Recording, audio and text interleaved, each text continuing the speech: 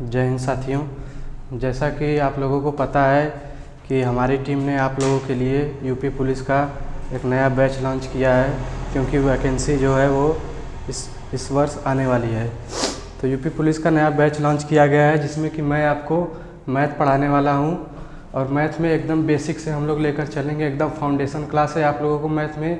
अगर आप पूरी तरह से डेली के डेली अगर आप वीडियो देखते हैं तो आपको कोई भी समस्या मैथ में नहीं आएगी, ये मेरा गारंटी है। तो मैथ में आप लोग को पता है कि यूपी पुलिस में 19 या 20 क्वेश्चन यूपी पुलिस में मैथ के आते हैं, सबको पता है मैथ में आते हैं। और मैथ ही है जो आपको मेरिट में ऊपर लेकर जाता है, क्योंकि मैथ में आप 20 में 20 क्वेश्चन सही कर सकते हैं। और जीके जीएस में थोड़ा क्वेश्चन कम करेंगे, लेकिन मैथ आपका मेरिट बना देगा। इसलिए मैथ को ध्यान से पढ़िएगा आप लोग। और पहला चैप्टर मैथ में है नंबर सिस्टम, संख्या पद्धति। तो हम लोग नंबर सिस्टम से स्टार्ट करते हैं। पता है आप लोग को नंबर सिस्टम से यूपी पुलिस में 4 से 5 क्वेश्चन आना फिक्स है। तो नंबर सिस्टम से हम लोग स्टार्ट करते हैं।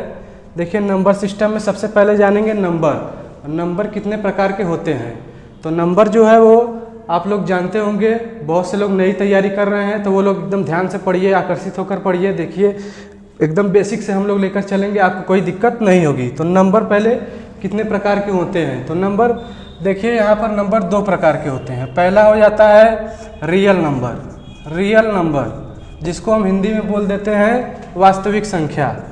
वास्तविक संख्या, वास्तविक संख्या हो जाता है रियल नंबर। उसके बाद दूसरा नंबर हो जाता है इमेजिनरी नंबर। इमेजिनरी नंबर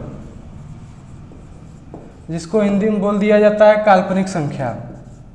काल्पनिक संख्या। देखिए, एक बार फिर से नंबर जो है उसको 2 भागों में विभाजित किया जाता है। एक हो जाता है वास्तविक संख्या, जो हम जिस संख्या का यूज हम रोज़मर्रा की ज़िंदगी में या फिर मैथ की ज़िंदगी में यूज करते हैं, उसे बोल देते हैं वास्तविक संख्या। और एक होती है काल्पनिक संख्या, जिसको बस खाली दिमाग में यूज किया जाता है। यह संख्या होती नहीं है, इसको बस एज्यूम किया जाता है, मान लिया जाता है कि एक काल्पनिक संख्या होती है।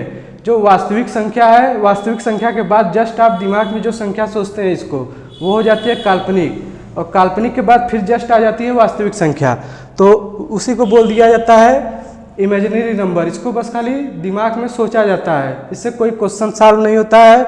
लेकिन ये बहुत हाई लेवल का होता है, जहाँ साइंटिस्ट लेवल का, जहाँ पे वहाँ पर इसका यूज किया जाता है। थोड़ा बहुत पावर प्लांट वगैरह में यूज होता है। तो पहले हम देख लेते हैं इमेजिनरी नंबर होती कौन कौन सी है। 1-2 क्वेश्चन किसी स्टेट एग्जाम में आया था, तो वहाँ से 1-2 क्वेश्चन जो आया था उसको देख लेते हैं। उसके बाद हम लोग जो मेन टॉपिक हमारा वास्तविक संख्या उस पर चलेंगे। तो इमेजिनरी नंबर में क्या होता है कि इमेजिनरी नंबर पहले देख लीजिए इसका कुछ example. Imaginary number under root में कोई चीज़ अगर माइनस है तो उसको बोल दिया जाता है इमेजिनरी नंबर, क्योंकि इसको हल नहीं कर सकते आप। अंडर रूट में 4 को हल कर सकते हैं, इसका हल आ जाएगा 2 ± 2, लेकिन इसका हल आप नहीं निकाल सकते। अंडर रूट में -2, इसका भी हल नहीं निकाल सकते। तो जिसका हल नहीं निकाल सकते उसको बोल दिया जाता है इमेजिनरी नंबर, काल्पनिक संख्या। अब देखिए, इसी को मतलब थोड़ा बहुत कैलकुलेशन करने के लिए इसी -1 को ही इमेजिनरी नंबर में आयोटा मान लिया जाता है। यही जो -1 होता है अंडर रूट में -1, यही आयोटा के बराबर हो जाता है। तो यही क्वेश्चन आया था एग्जाम में कि आयोटा किसके बराबर होता है। ऑप्शन था यही सब, अंडर रूट में -1 ये सब ऑप्शन था। तो यही क्वेश्चन पूछा था। अब देख लीजिए और कौन से क्वेश्चन पूछ सकते हैं। बस 2-3 क्वेश्चन इससे पूछ सकता है। पहला देखिए हो गया आयोटा। आयोटा का वैल्यू याद रखिएगा, अंडर रूट में -1। अगर पूछ दिया आयोटा का स्क्वायर, आयोटा का स्क्वायर पूछ दिया तो -1 मार दीजिएगा, सही हो जाएगा। उसके बाद अगर एक क्वेश्चन और पूछ सकता है आयोटा के पावर 4 क्या होगा, तो आयोटा के पावर 4 क्या होगा, +1। आयोटा के पावर 4 +1। तो यही काल्पनिक संख्या से यही क्वेश्चन पूछ सकता है, और बाकी कोई क्वेश्चन आने की उम्मीद नहीं है काल्पनिक संख्या से। तो अब हम लोग चलते हैं अपने मेन टॉपिक जो है हमारा वास्तविक संख्या। तो वास्तविक संख्या कितने प्रकार की होती है वो देख लेते हैं। देखिए, वास्तविक संख्या जो संख्या मैथ में यूज होता है, जिसका वास्तविक ज़िंदगी में यूज होता है, इसलिए इसका नाम भी है वास्तविक संख्या। तो वास्तविक संख्या 2 प्रकार की होती है, देख लीजिए। वास्तविक संख्या पहली हो जाती है परिमेय संख्या। पहली वास्तविक संख्या है परिमेय संख्या, परिमेय संख्या।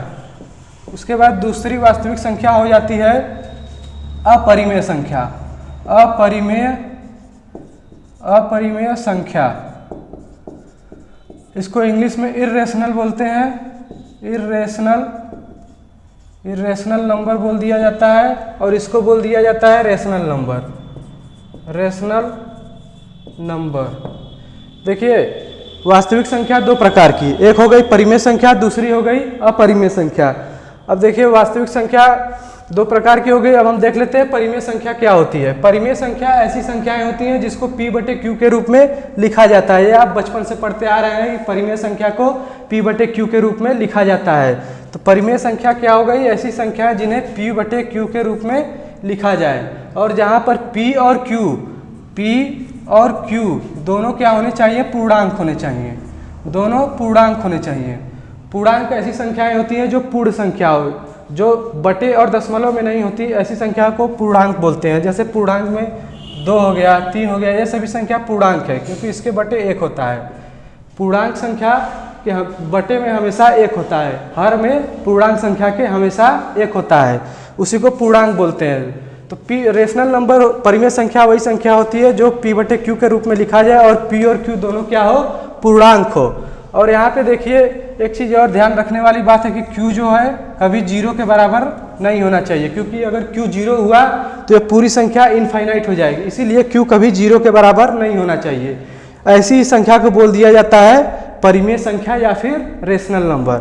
अब परिमेय संख्या की 1-2 गुण और है, देख लीजिए। देखिए पहला परिमेय संख्या का गुण होता है कि परिमेय संख्या जो होती है वो खत्म हो जाती हैं, दशमलव के बाद खत्म हो जाती है। इसका भिन्नात्मक रूप जो होता है वो दशमलव के बाद खत्म हो जाता है, या फिर दोहराते रहता है, खत्म हो जाएगा या रिपीट होते रहेगा, उसी को परिमेय संख्या बोलते हैं। मतलब इसका भिन्नात्मक रूप लिख लीजिए। भिन्नात्मक रूप जो है वो खत्म हो जाएगा, खत्म हो जाता है या दोहराते रहता है, देखिए परिमेय संख्या का जो भिन्नात्मक रूप होता है वो खत्म हो जाएगा या फिर दोहराते रहेगा। देखिए कैसे खत्म होता है, जैसे अगर लिखा है 5/2, अब इसको हल करेंगे तो आ जाएगा 2.5। अब इसके बाद ये हल नहीं होगा, ये दशमलव के बाद खत्म हो गया। ये 5 जो है इसी को भिन्नात्मक रूप बोला जाता है। अब ये देखिए दशमलव के बाद 2.5 हो गया, अब ये खत्म हो गया, तो उसी को बोल दिया जाता है परिमेय संख्या। आप बताइए 5/2 परिमेय संख्या है कि नहीं? 5 भी पूर्णांक है, 2 भी पूर्णांक है, और दोनों P/Q के रूप में लिखा हुआ है, और Q 0 नहीं है। ऐसी ही संख्या को बोल दिया जाता है परिमेय संख्या। अब आप लोग इतना स्क्रीनशॉट ले लीजिए, उसके बाद हम थोड़ा सा देखेंगे इसके बाद अपरिमेय संख्याएं क्या होती हैं। देखिए आप लोग स्क्रीनशॉट ले लिए होंगे। अब हम आगे चलते हैं थोड़ा सा। देखिए परिमेय संख्या आपको बता दिए, अब हम देखते हैं अपरिमेय संख्या क्या होती है। जैसे परिमेय संख्या का भिन्नात्मक भाग एक समय के बाद रुक जाता है या फिर बार बार दोहराते रहता है, वैसे ही अपरिमेय संख्याएं होती हैं। इसका जो भिन्नात्मक भाग होता है ये न तो रिपीट होता है न तो रुकता है, ये हमेशा चलते ही जाता है। जैसे कि आप देखे होंगे, बहुत आप लोग सुने होंगे, पाई जो होता है अपरिमेय संख्या होता है। पाई जो होता है वो अपरिमेय संख्या होता है, लेकिन पाई का वैल्यू होता है 22/7, तो लोग बोलते हैं 22/7 तो परिमेय संख्या। देखिए जो अपरिमेय संख्या होता है वो पाई होता है, लेकिन पाई का वैल्यू 22/7 है। ये देखिए 22 भी पूर्णांक है, 7 भी पूर्णांक है, इसलिए ये क्या होता है, परिमेय संख्या में चला जाता है। लेकिन 22/7 को जब आप हल करते हैं तो इसका जो वैल्यू 3.141 आता है, ये जो है ये अपरिमेय संख्या है। ये एग्जैक्ट वैल्यू नहीं है, ये पूरा चलता ही जाता है, ये आगे पूरा चलता ही जाएगा, और इसमें कोई भी संख्या रिपीट नहीं होगी, न ही कोई संख्या रुक जाएगी बाद में जाकर। इसीलिए इसको अपरिमेय संख्या में रखा जाता है, पाई को। अब देखिए आप परिमेय संख्या भी समझ गए, अपरिमेय संख्या समझ गए। अब हम थोड़ा सा आगे चलते हैं, परिमेय संख्या में आगे देख लेते हैं कि परिमेय संख्या में और क्या क्या चीज़ें होती हैं। देखिए आगे अब परिमेय संख्या जो होती है वो भी 2 प्रकार की हो जाती है। परिमेय संख्या 2 प्रकार की होती हैं। पहली हो जाती है इंटीजर, जिसको बोल दिया जाता है पूर्णांक। ये पहली परिमेय संख्या होती है इंटीजर, और दूसरी परिमेय संख्या होती है फ्रैक्शनल।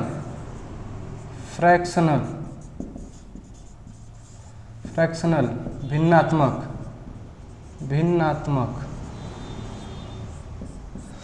देखिए परिमेय संख्या जो होती है वो दो प्रकार की होती है। पहली हो जाती है इंटीजर जिसको पूर्णांक बोला जाता है, दूसरी हो जाती है भिन्नात्मक फ्रैक्शनल नंबर।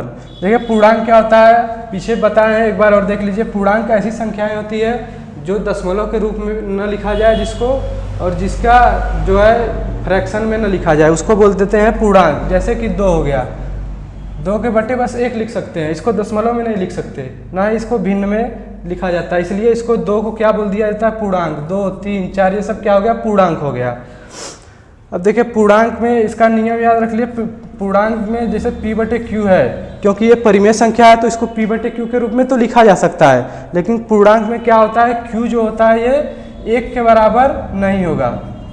पूर्णांक में q जो है वो 1 के बराबर नहीं होगा, इसीलिए इसको पूर्णांक बोला जाता है। पूर्ण हम लोग देखिए परिमेय संख्या देख लिए थे। परिमेय संख्या जो होती है वो दो प्रकार की होती है, एक हो जाती है पूर्णांक जिसको इंटीजर बोला जाता है, दूसरा होता है भिन्नात्मक जिसको फ्रैक्शनल बोला जाता है।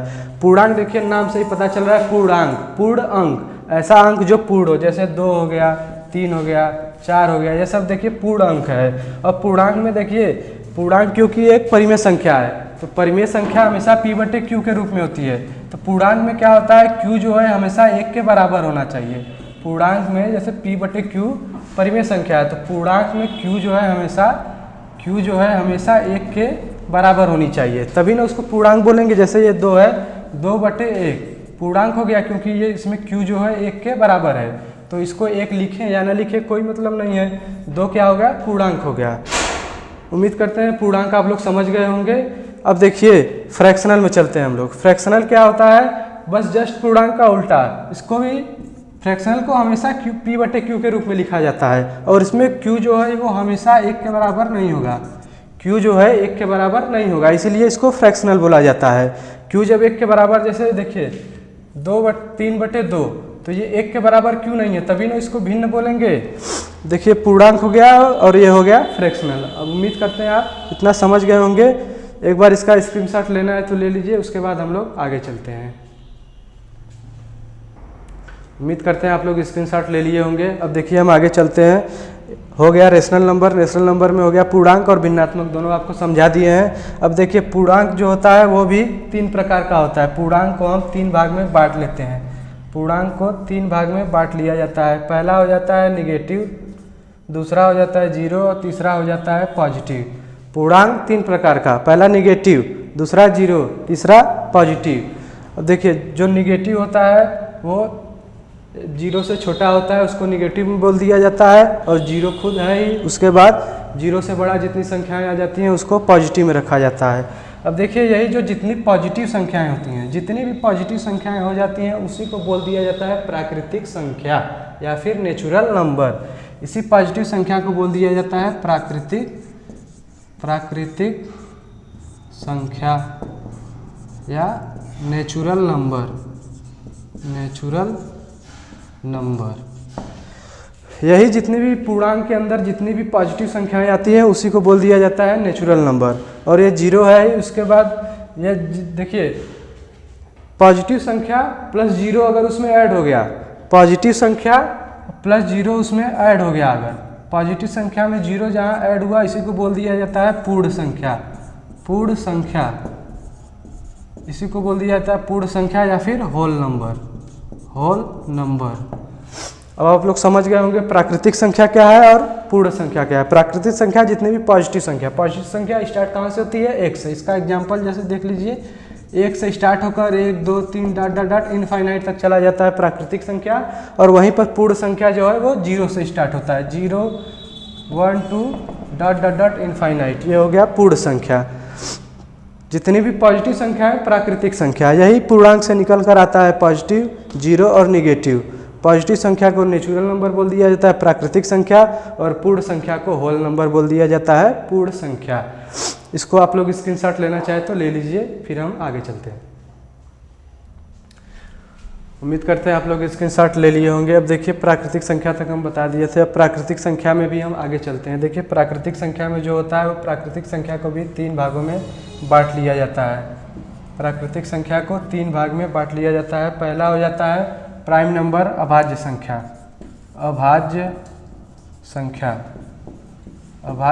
हो गया पहला प्राइम नंबर हो गया।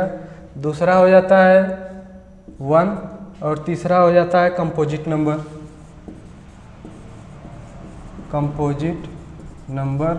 संयुग्मी संख्या।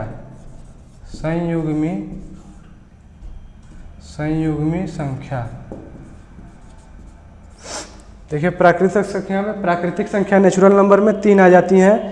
प्राइम नंबर, अभाज्य संख्या, उसके बाद 1 आ जाता है, उसके बाद कंपोजिट नंबर संयुग्मी संख्या। अब प्राइम नंबर क्या होती है? ऐसी संख्याएं, प्राइम नंबर ध्यान से सुनिए आप लोग, ऐसी संख्याएं जो सिर्फ खुद से कटे और 1 से कटे, बस उसी को बोला जाता है प्राइम नंबर। अभाज्य संख्या, नाम में ही है अभाज्य संख्या, जो किसी से भाज्य न हो सिवाय खुद के और 1 के, इसी को बोल दिया जाता है प्राइम नंबर। इसका स्टार्ट जो होता है वो हो जाता है 2 से। बहुत से एग्जाम में पूछा है कि पहली प्राइम नंबर क्या है, पहली अभाज्य संख्या क्या है, तो आप लोग याद रखिएगा 2 से। ये क्वेश्चन बहुत ही हार्ड है, पूछ देता है कि पहली प्राइम संख्या क्या है। लोग 1 या 0 मारकर चले जाते हैं, लेकिन 2 हो जाएगा पहली अभाज्य संख्या। देखिए क्वेश्चन अभाज्य संख्या से एक पूछा था कि 1 से लेकर 50 के बीच में कितनी अभाज्य संख्याएं होती हैं। ये क्वेश्चन पूछा था, तो आप लोग याद रखिएगा 1 से लेकर 50 के बीच 15 होती हैं और 50 से लेकर 100 के बीच 10 अभाज्य संख्या।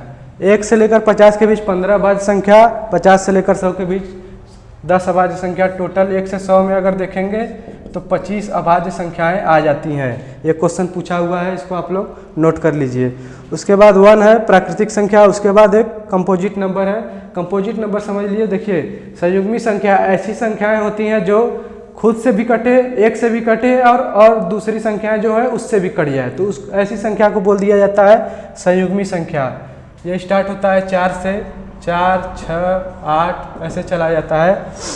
पहली संयुग्मी संख्या 4, ये देखिए 4 जो है 1 से भी कट जाएगा और 4 से स्वयं भी कट जाएगा और 2 से भी कट जाएगा, इसलिए इसको बोला जाता है कंपोजिट नंबर संयुग्मी संख्या।